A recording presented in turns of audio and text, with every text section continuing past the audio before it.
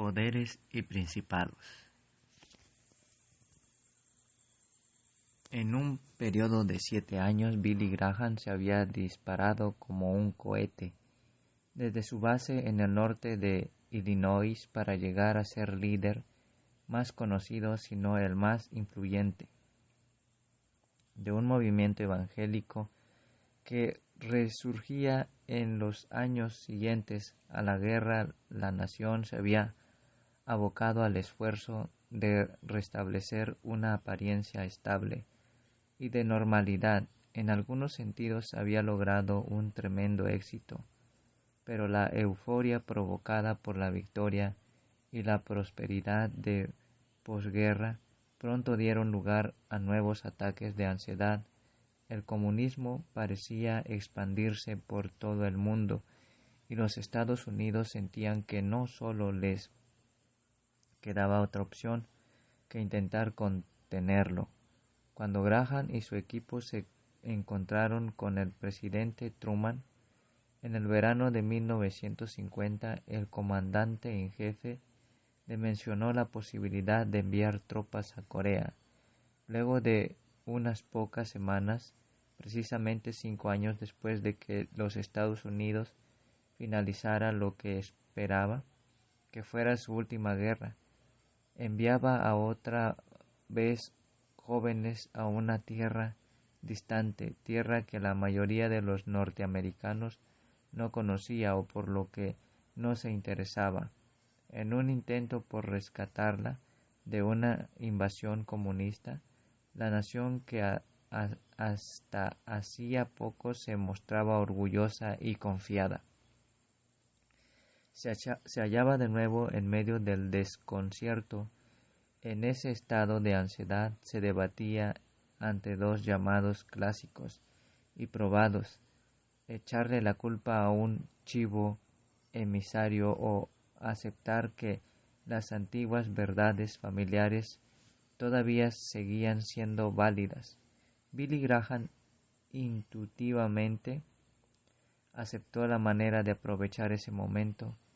Machacó en contra del comunismo, acusándolo de intentar sofocar los mismos fundamentos de la civilización occidental y de no mostrar interés en realizar ningún esfuerzo por la pacificación o por llegar a un acuerdo.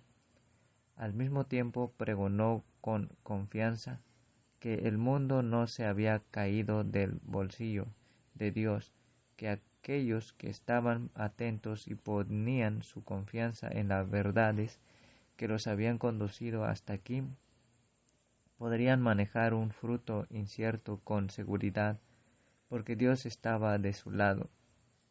Las campañas más grandes de Graham en 1952 se llevaron a cabo en Houston,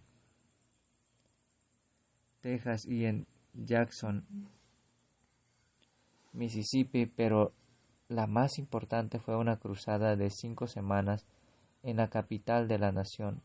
El punto más alto de esa cruzada, su clímax, fue una concentración con 40,000 personas sobre las escalinatas del Capitolio.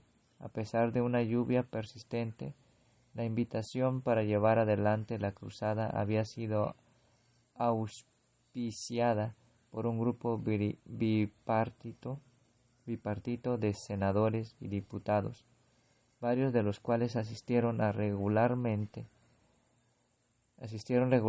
y trabajaron como voluntarios durante las reuniones, lo que le permitió a Billy forjar lazos importantes y duraderos como el poder durante su estancia en la capital. Los políticos lo veían como un espíritu afín o como alguien cuya amistad podía transmitir bendición. Aproximadamente 1/3 de los senadores y 1/4 de los diputados de Cámara solicitaron que se les diera asientos con una ubicación preferencial para las reuniones de la cruzada, y una buena cantidad de congresistas asistió a la concentración del Capitolio. La estadía de Graham en Washington también lo llevó a desarrollar una relación con dos hombres controversiales que se convertirían en amigos cercanos, Richard Nixon y Lyndon Johnson. La atención que les prestaron aparentemente convenció a Graham de que él y aquellos que lo apoyaban ejercían una considerable influencia política. Hacia fines de 1951 expresó esta opinión: los cristianos de los Estados Unidos no van a permanecer sentados ociosamente durante 1952. Van a votar en bloque por el hombre que presente la plataforma con mayores valores morales y espirituales, sin que importen sus perspectivas en otros asuntos. Yo creo que podemos mantener el equilibrio del poder. Él sugería que ese bloque sugería de un esfuerzo coordinado en el que los miembros de las iglesias seguirían las instrucciones de sus líderes religiosos, aunque cuidadoso en cuanto a hacer notar que se abstendría de brindar un aval público a alguien. Le dijo a los periodistas que bien podría compartir su elección personal con una cantidad de líderes religiosos que probablemente usarían mi punto de vista como guía.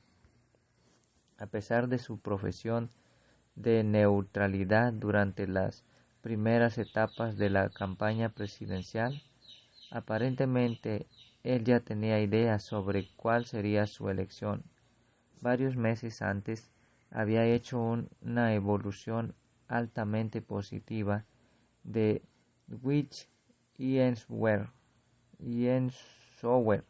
y expresando la esperanza de que el general procurara la presidencia luego de que Eisenhower decidiera entrar en carrera. Graham fingió imparcialidad, pero no resultaba difícil discernir hacia dónde se inclinaba.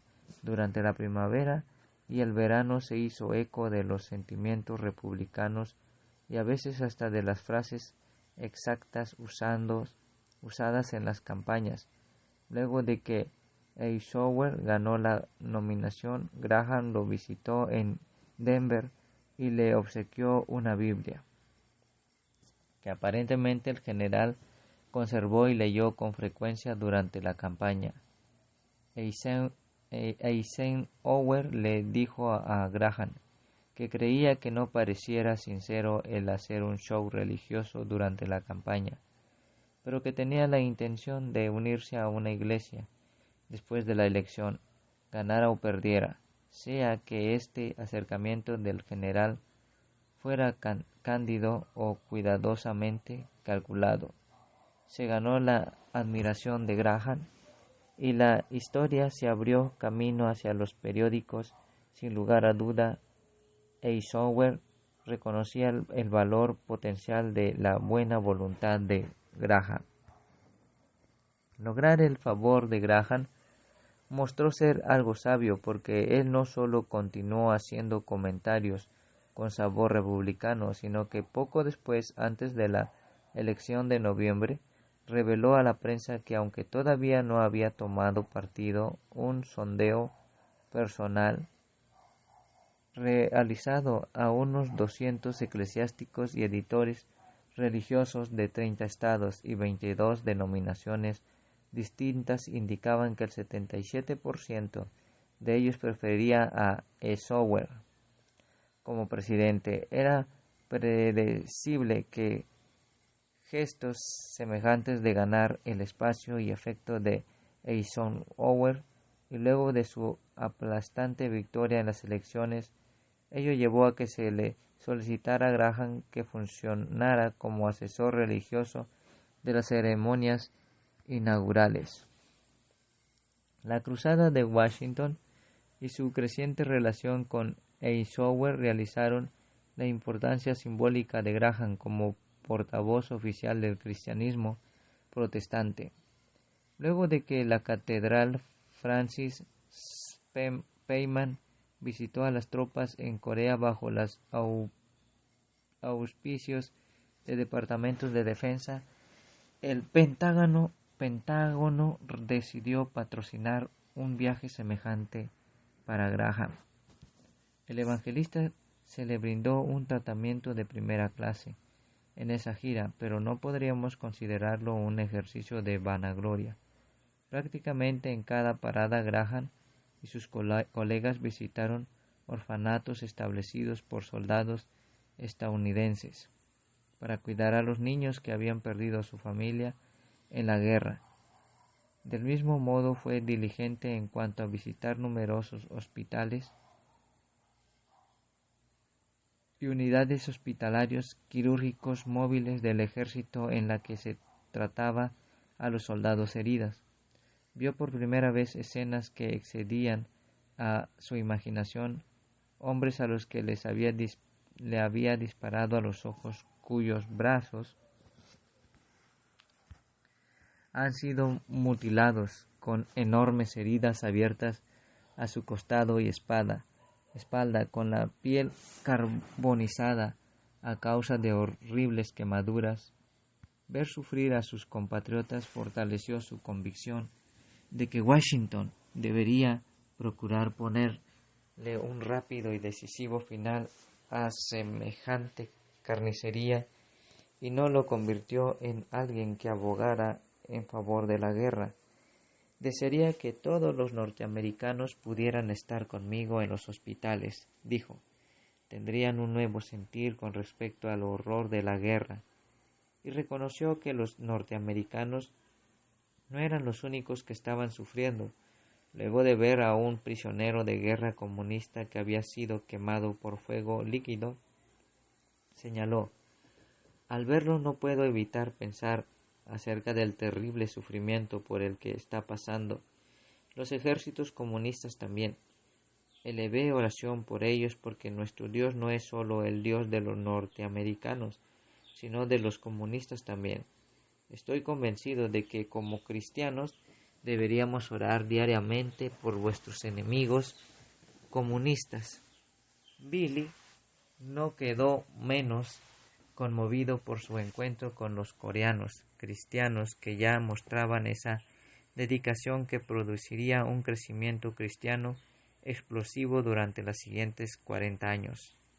En Pusan, protegidos de los vientos y temperaturas bajas, cero por una campera forrada de piel de oveja, botas gruesas y de posible ataque comunistas por parte de una falange de la policía militar que blandía rifles y ametralladoras, habló durante 4 años desde una plataforma al aire libre, dirigiéndose a varios miles de coreanos y soldados estadounidenses, sentados sobre unas pequeñas colchonetas de paja o parados en medio del barro para escucharlo. En Seúl asistió a reuniones de oración que comenzaban a las 5 de la mañana, y en Daegu, a otras ciudades, se sentían avergonzados cuando los pastores coreanos lo tomaron fuertemente de la mano en gratitud por haber ido allí, mientras abundantes lágrimas corrían por sus mejillas. Me sentí muy humillado cuando estuve con esos hombres, dijo. Esos hombres habían sufrido persecuciones por Cristo. Sus hogares habían desaparecido, no tenían ninguna posesión material, y allí estaban, viniendo a escucharme predicar el Evangelio y agradeciéndome por hacerlo. Ellos me predicaban a mí, pero no lo sabían.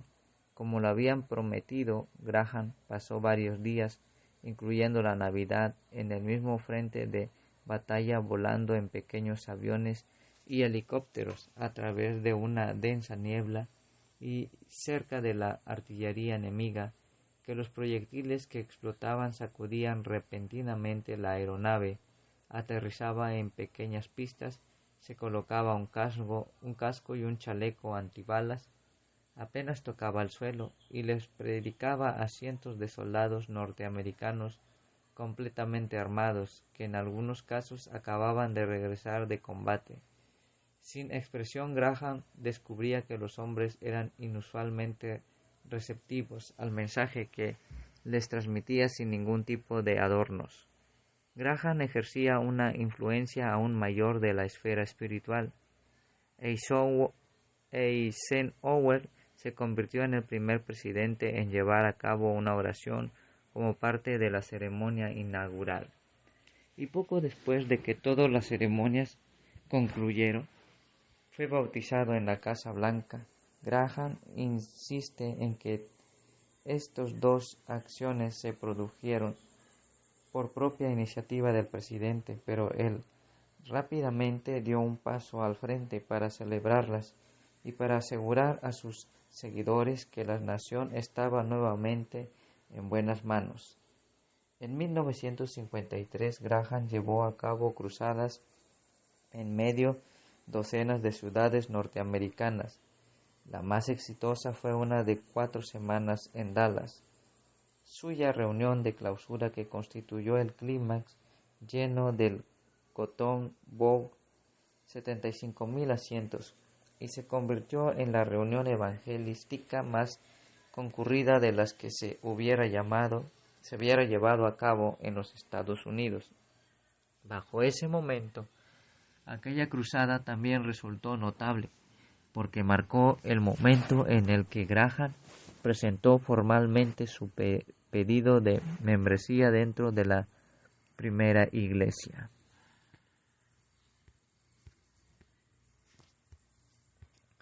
Bautistas de Dallas, la congregación bautista más grande del sur de ese año, Graham también publicó Paz con Dios, una extensa explosión de teología y el pensamiento social contenido en sus sermones. Como lo haría durante toda su vida, Graham luchaba con su fama y su éxito. Se daba cuenta de que estaba alcanzando un estatus casi icónico y en la mente de muchas personas.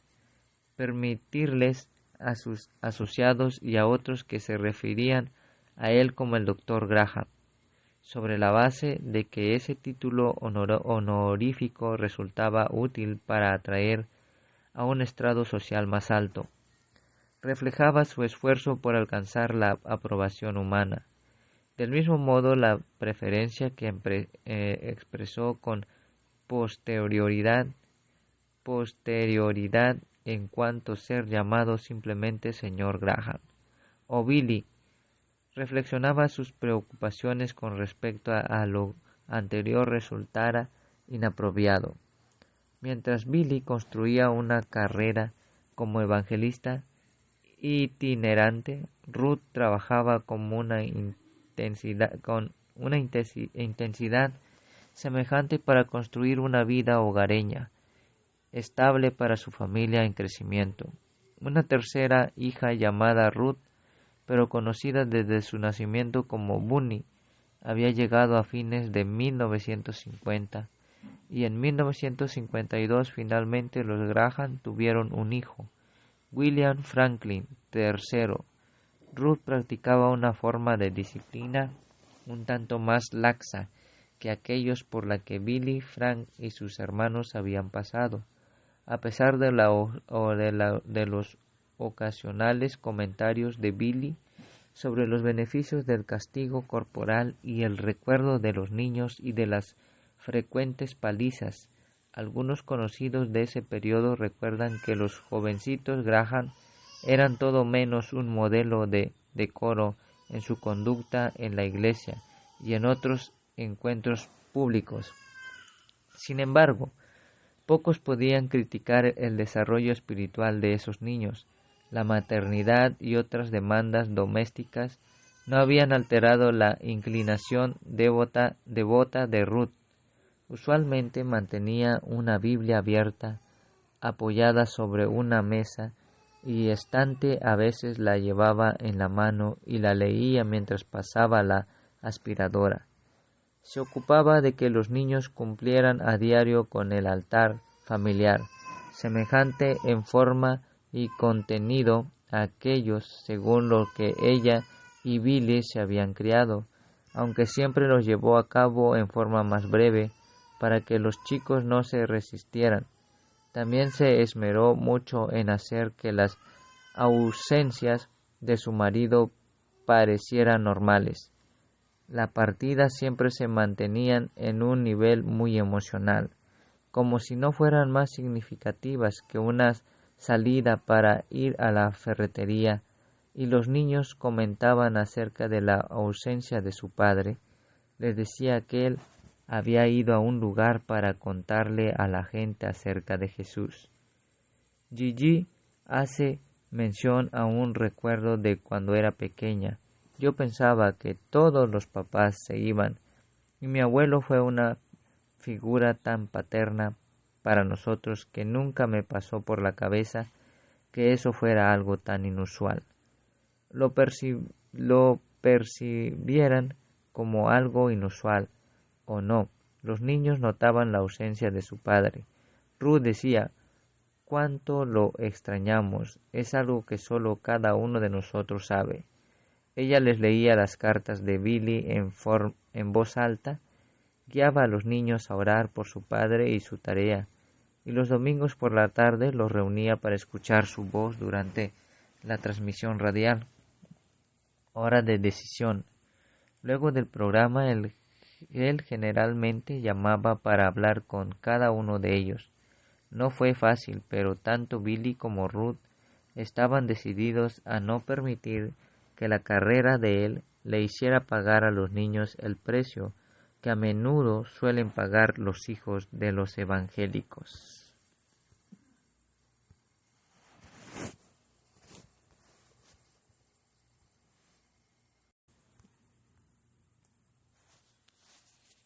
Poderes y principados. En un periodo de